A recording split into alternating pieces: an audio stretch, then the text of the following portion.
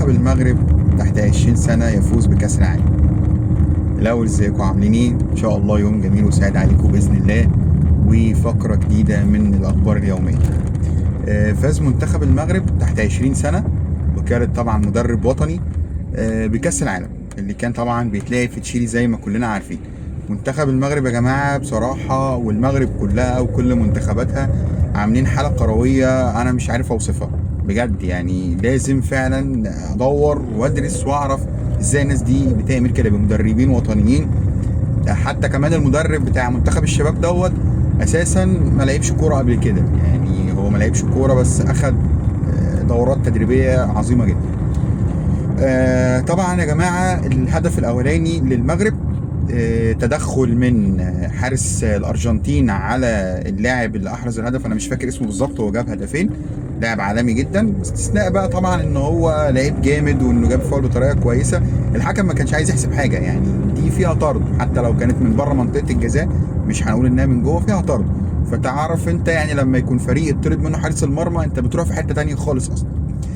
فطبعا الكارت الاخضر الجديد اللي هيطبق ان شاء الله بعد كده اللي بيخلي المدرب ان هو يطلب يراجع الفار، عمل كده فعلا مدرب المغرب وعملها قبل كده في المجموعات تقريبا، واتحسبت له ضربه جزاء او اتلغت له ضربه جزاء. فلما قعد الحكم يراجع ولقى نفسه في مأزق لازم يحسب، حسبها فاول من بره 18 وادى انذار بس لحارس المرمى، اقل اضرار للارجنتين. الحمد لله قدر منتخب المغرب ان هو يسجل الهدف ده ويسجل الهدف الثاني ويفوز بكاس العالم، فخور جدا. ولازم نعرف الناس دي عملت ايه، الناس دي متشابهين معانا في كل حاجه، مفيش اي اختلاف بيننا وبينهم. كابتن هاني ابو ريده رئيس الاتحاد المصري لكره القدم عمل اجتماع طبعا مع الكابتن حسام ابراهيم عشان يدرس الاستعدادات منتخب مصر في كاس الامم الافريقيه اللي جايه اللي هتلعب في المغرب ان شاء الله في شهر ديسمبر، والمعسكر الودي اللي برضه هيلعبه منتخب مصر في شهر 11 استعدادا للبطوله دي. طبعا يا جماعه مصر هتلعب بطوله وديه او بطوله دبي الوديه في شهر 11 استعدادا طبعا للايه لبطوله افريقيا اللي جايه دي. وزاره الشباب والرياضه اعلنت عن ان المجلس الحالي للاسماعيلي خلاص ما بقاش يعني موجود في الرئاسه، ان هو مش هيكمل مهمته، ان هو اتشال بمعنى اصح، برئاسه طبعا نصر ابو الحسن. ونصر ابو الحسن قال احنا ما حدش بلغنا رسميا بالقرار ده، ان احنا استبعدنا من رئاسه نادي الاسماعيلي وعرفنا من موقع وزاره الشباب والرياضه.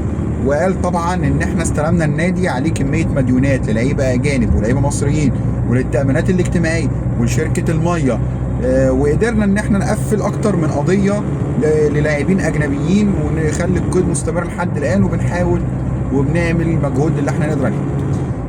في ضوء اخر طبعا متحدث باسم وزاره الشباب والرياضه قال يا جماعه ان طبعا هيبدا يحصل تحقيقات في قضايا النادي الاسماعيلي، ولو حصل ان في اي اثبات لاهدار مال عام سواء من مجلس الاداره اللي اتمشي دلوقتي او سابق هيتم استدعائهم والتحقيق معاهم ومحاسبتهم.